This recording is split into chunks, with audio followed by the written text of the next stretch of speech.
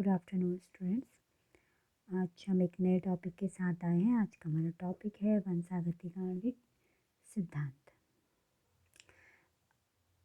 अभी तक आपने पढ़ा कि कैसे जो है आप अपने पेरेंट्स की तरह दिखते हो, और अभी तक हमने पढ़ा कि आपके अंदर आपके पेरेंट्स के गुण आते हैं, उन्हीं का फिज़िकल और मेंटल अपीयरेंस आपके पास आता है। अब इस चैप्टर हम पढ़ेंगे कि कैसे ये सब चीज़ें आपके पास आती हैं, ऐसे कौन से मॉलिक्यूल हैं जो इन कैरेक्टर्स को ले जाते हैं, और कैरेक्टर्स को कैसे आपके अंदर एक्सप्रेस करते हैं। एक्सप्रेस करना यानी कैरेक्टर का दिखना, ठीक है। कैरेक्टर का दिखना ही एक्सप्रेशन कहलाता है।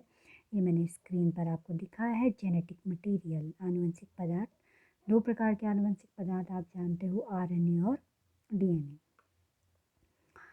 तो आनुवंशिक पदार्थ की कुछ विशेषताएं होती हैं, किसे हम आनुवंशिक पदार्थ कहेंगे। तो चलिए हम आनुवंशिक पदार्थ की विशेषताओं को पढ़ते हैं। दोनों ही आनुवंशिक पदार्थ हैं, लेकिन ये किस पर्पज़ से यूज़ होता है और ये किस पर्पज़ से यूज़ होता है। और आनुवंशिक पदार्थ की अगर हम बात कर रहे हैं वंशागति का आणविक आधार। और वंशागति को एक पीढ़ी से दूसरी पीढ़ी कौन ले जाते हैं? आनुवंशिक पदार्थ। इनका नाम ही क्या है? देखिए, जेनेटिक मटेरियल। आनुवंशिक यानी जो वंशागत होता है, पीढ़ी से दूसरी पीढ़ी में जो जाता है। तो इस पदार्थ की क्या विशेषताएं हैं? सबसे पहली विशेषता होती है कि इनमें जो है रेप्लिकेशन होना चाहिए। रेप्लिकेशन मतलब अपनी जैसी प्रतिकृति ये बनाने वाले होने चाहिए। आप देखिए, आरएनए सिंगल स्ट्रैंड है, ठीक है। एक ही स्ट्रैंड मतलब एक ही इसमें धागा है। स्ट्रैंड का मतलब धागा। डीएनए डबल स्ट्रैंड है, इसमें दो धागे हैं, ठीक है। तो अब पहली विशेषता मैंने बोला, ये जो है डीएनए से क्या बनना चाहिए? डीएनए बनना चाहिए। यानी कि पहली विशेषता यह होनी चाहिए कि ये अपनी प्रतिकृति बनाए, यानी ये अपने जैसा ही डीएनए बनाए, ठीक है। ये डीएनए है तो ये अपना जैसा डीएनए बनाए। तो पहली विशेषता क्या होनी चाहिए? रेप्लिकेशन की विशेषता होनी चाहिए। मैं इसको एक वीडियो फॉर्म में आपको दिखाती हूँ। ये एक 3D मॉडल डीएनए का आप देख रहे हैं। देखिए, ये डबल हेलिक्स है और एक कुंडलित था और अभी सीधा हो गया, ठीक है। पहले ये क्या था?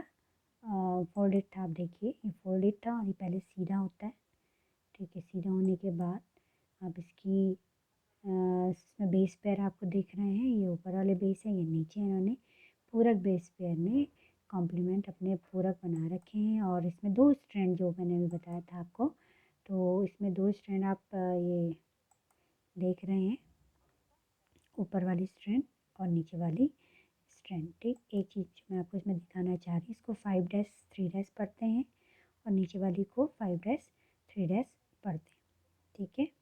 अब इस प्रकार ये मैं आपको आगे बताऊंगी किस प्रकार से होता है।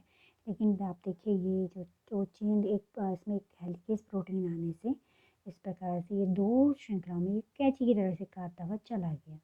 तो इसने बेस पेयर को काट दिया है। काटने के बाद फिर यहाँ पे प्राइमेज आता है। इस प्रकार के प्रोटीन मॉलिक्यूल्स आते हैं और ये नए क्षार आते हैं और नए क्षार इस पर जुड़ते चले जाते हैं, ठीक है। और आप देखिए, ये प्राइमरी इसको हम कह देते हैं। ये सब हम बाद में पढ़ेंगे। बस मैं एक आपको एनिमेशन दिखा रही हूँ कि किस प्रकार से एक डीएनए से दो डीएनए बनते हैं, ठीक। डीएनए पॉलीमरेज एंजाइम इसमें वर्क करेगा। ये देखिए, आप क्षार इसमें जुड़ते जा रहे हैं। इस प्रकार से देखिए, इसने अपनी प्रतिकृति बनानी आरंभ कर ली है। अब ये नीचे वाले स्ट्रैंड पे भी बनना शुरू हो गया है, ठीक। तो आप लास्ट में क्या देखेंगे? आप जो दो श्रृंखलाएं थी डीएनए की, ठीक है,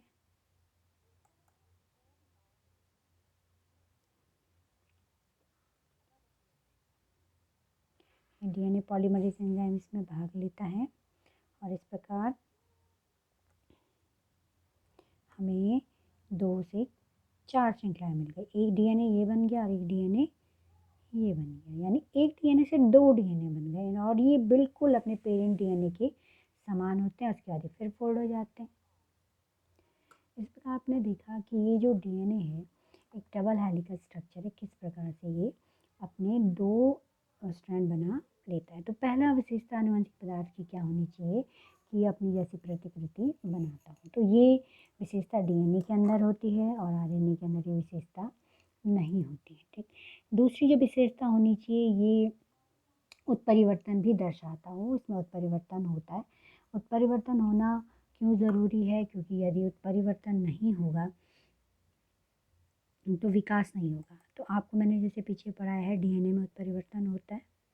ठीक है, डीएनए में क्या होता है, उत्परिवर्तन होता है। ये डीएनए की जो स्ट्रैंड है, इनके जीन में चेंज आने से उत्परिवर्तन होता है। तो दूसरी बात भी सिद्ध करती है कि हमारा आनुवंशिक पदार्थ कौन है, डीएनए।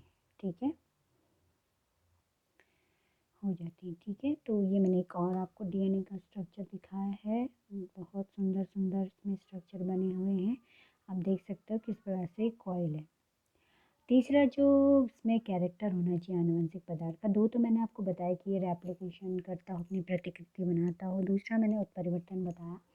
उत्परिवर्तन जो होना चाहिए वो स्थायी होना चाहिए, यानी वो जो परिवर्तन हुआ है वो अगली पीढ़ी में जाना चाहिए। अगर अगली पीढ़ी में नहीं जा पा रहा है तो वो उत्परिवर्तन किसी काम का नहीं है। ठीक है, अगला है कि ये स्वयं को प्रदर्शित करता हो, यानी कि ये एक्सप्रेस करता है। एक्सप्रेस कैसे करेगा ये जो इसमें डीएनए में, ये इसमें आप देख रहे हो, ये इसमें यहाँ पे क्षार हैं सारे जुड़े हुए हैं आपस में। ठीक है, तो इसमें इन क्षारों, ये क्षार आपस में जब जुड़े होते हैं तो ये कुछ लैंग्वेज इनके अंदर होती है। जैसे आप कंप्यूटर में पढ़ते हो, लैंग्वेज कोड होते हैं, जो कि अगर हम उस कोड को टाइप करें तो कुछ लिखा हुआ आता है। ठीक है, उसी प्रकार इस डीएनए में भी कुछ लेटर्स होते हैं, जो क्षार के लेटर्स होते हैं, एडेनिन, गुआनिन, थाइमिन, साइटोसिन। तो ये पर्टिकुलर 3-3 के सेट में होते हैं, और ये 3 जो एक साथ होते हैं, ये किसी एक अमीनो एसिड को कोड करते हैं। ठीक है, और अमीनो एसिड फिर क्या बनाता है, आपस में मिलके प्रोटीन बनाते हैं। तो तीसरी बात भी जो है डीएनए पे पूरी तरह लागू होती है कि ये खुद को प्रदर्शित करता है। पहले डीएनए अपना, डीएनए से आरएनए बनता है, यानी इसके किसी एक आपके इसको कोडिंग रीजन पर, कोडिंग स्ट्रैंड पर, 2 स्ट्रैंड है क्योंकि किसी एक स्ट्रैंड पर आरएनए बनता है, दोनों पे नहीं बनता आरएनए। किसी एक धागे पर धागे की जो क्षार है उनकी कोडिंग होती है और वो आरएनए बनाता है, और फिर आरएनए प्रोटीन बनाता है। तो ये तीसरी बात भी सिद्ध होती है कि आनुवंशिक पदार्थ डीएनए। चौथा जो होता है, ये आनुवंशिक रूप से स्टेबल होना चाहिए। ठीक है, ऐसा ना हो कि ये बहुत जल्दी टूट जा रहा है या एक पीढ़ी से दूसरी पीढ़ी जाने में ये स्टेबल नहीं रह पा रहा है। तो इसमें देखिए, मैं डीएनए और आरएनए का आपको एक कंपैरिजन दिखाती हूँ, जिससे ये सिद्ध हो जाएगा कि डीएनए ज़्यादा स्टेबल है। देखिए, पहला कंपैरिजन तो है कि ये डबल स्ट्रैंड है। ठीक है, डबल स्ट्रैंड होने के कारण ये वाला स्ट्रैंड इस वाले स्ट्रैंड को सहारा देता है। देखिए, क्षार से आपस में ये जुड़े हुए हैं, तो ये कहीं नहीं जाएंगे। क्यों? क्योंकि इन्होंने आपस में बॉन्डिंग बना ली है। और अगर हम आरएनए को देखें तो आरएनए सिंगल स्ट्रैंड है, इनकी जो क्षार है ये आपस में ही कॉइल होते हैं। ठीक है, इनको जो है, इनका पूरा कोई नहीं है, इनका हेल्पर कोई नहीं है, को मतलब इनका साथ यहाँ पे कोई नहीं दे रहा है, तो ये कम स्टेबल होते हैं। डीएनए स्टेबल है क्योंकि इसमें 2 स्ट्रिंग है और दोनों स्ट्रिंग आपस से जुड़ी है। अब हम इसमें जैसे अगर क्षार की आप बात करें तो इसमें कौन कौन से क्षार हैं आरएनए में, देखिए साइटोसिन, डीएनए में भी साइटोसिन है, ग्वानिन, यहाँ पर भी आपका ग्वानिन है, एडेनिन, यहाँ पर भी आपका एडेनिन है, ये डीएनए है और ये आरएनए। यहाँ पे थोड़ा क्षार में अंतर आता है, आरएनए में यूरेसिल है और यहाँ थायमिन है। अब इन दोनों क्षारों के बारे में आपको बता दूं कि जो ये यूरेसिल है ये बहुत क्रियाशील है कंपैरिजन टू थायमिन। थायमिन कम क्रियाशील होता है। तो कम क्रियाशील होने के कारण देखिए, जब ये किसी से क्रिया ही नहीं करेगा, ठीक है, सपोज आप हो, आपको मैं होमवर्क देती हूँ और आप होमवर्क ही नहीं करते हो, कम क्रियाशील हो, तो आपके दिमाग में कुछ नया नहीं आ पाएगा। ठीक है, और अगर मैं आपको ये यूरेसिल है, बहुत क्रियाशील है। इसका उदाहरण, अगर मैं आपको होमवर्क देती हूँ, असाइनमेंट देती हूँ और आप उसे कंप्लीट करते हो, तो आपने क्रिया करी है, आप बहुत क्रियाशील हो। तो जो क्रियाशील होते हैं वो स्टेबल नहीं रहते। स्टेबल मतलब आपकी बुद्धि, आपका जो नॉलेज है वो एक जगह स्थिर नहीं, वो बढ़ता है। ठीक है, तो थायमिन कम क्रियाशील है इन कंपैरिजन टू यूरेसिल। तो डीएनए क्या है, इस हिसाब से भी डीएनए स्थायी है। ठीक, थर्ड जो सबसे इम्पॉर्टेंट चीज़ डीएनए और आरएनए की स्ट्रक्चर में है वो है इनका शुगर। देखिए ये पेंटोज शुगर का स्ट्रक्चर है, ये डीऑक्सीराइबोज है।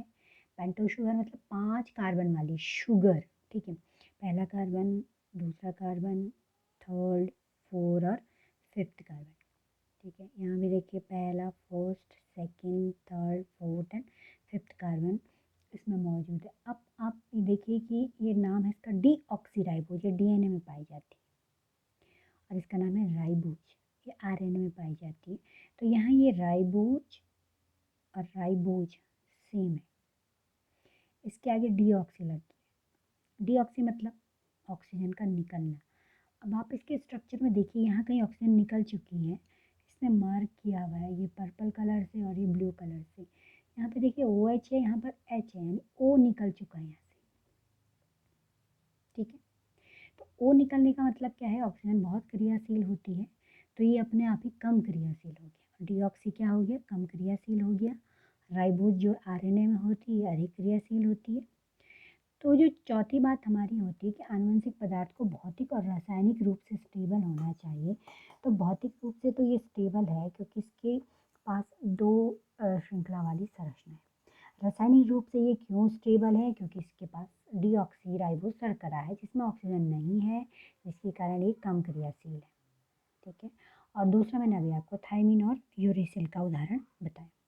तो मैंने आज आपको बताया कि आनुवंशिक पदार्थ की 4 विशेषताएं होती हैं, आपको कंठस्थ होनी चाहिए, किसी भी कंपटीशन के लिए बहुत आवश्यक है। पहला, आनुवंशिक पदार्थ अपनी प्रतिकृति बनाता हो।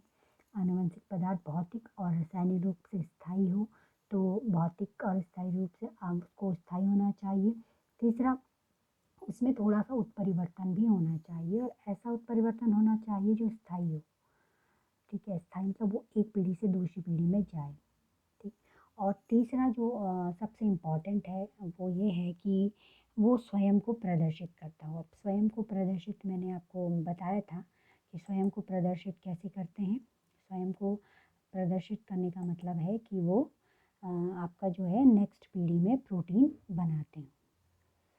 सॉरी, नेक्स्ट पीढ़ी नहीं, मतलब डीएनए जो है, नेक्स्ट पीढ़ी गलत मैंने बोल दिया है। वो जो है स्वयं को एक्सप्रेस कैसे करेंगे, प्रोटीन बनाकर, ठीक है। एक मतलब एक मॉलिक्यूल बना के एक्सप्रेस करेंगे कि हाँ ये प्रोटीन बन रही है, तो ये अणु है, उसकी मतलब उसकी उपस्थिति वहाँ पर दिखनी चाहिए। जैसे आप अपनी उपस्थिति कहाँ कहीं पे कैसे दिखाते हो, आप स्कूल में हो सपोज, तो आप अपने को एक्सप्रेस कैसे करोगे बताइए। अगर आप क्लास में बैठे हो और आप चुपचाप बैठे हो तो आपकी तरफ ध्यान नहीं जाएगा, लेकिन आप क्लास में या स्कूल में विभिन्न एक्टिविटीज़ में पार्टिसिपेट करते हो तो आप खुद को एक्सप्रेस करते हो, ठीक है। तो ऐसी आनुवंशिक पदार्थ है, अगर वो जो है खुद को एक्सप्रेस नहीं कर पा रहा तो वो किसी काम का मतलब नहीं माना जाएगा, क्योंकि वो अपने को स्वयं को दिखा नहीं पा रहा है। तो ऐसे अगर आपके अंदर कोई टैलेंट है, अगर आप उसको दिखा नहीं पा रहे हो, एक्सप्रेस नहीं कर पा रहे हो, तो वो यूजलेस हो जाता है।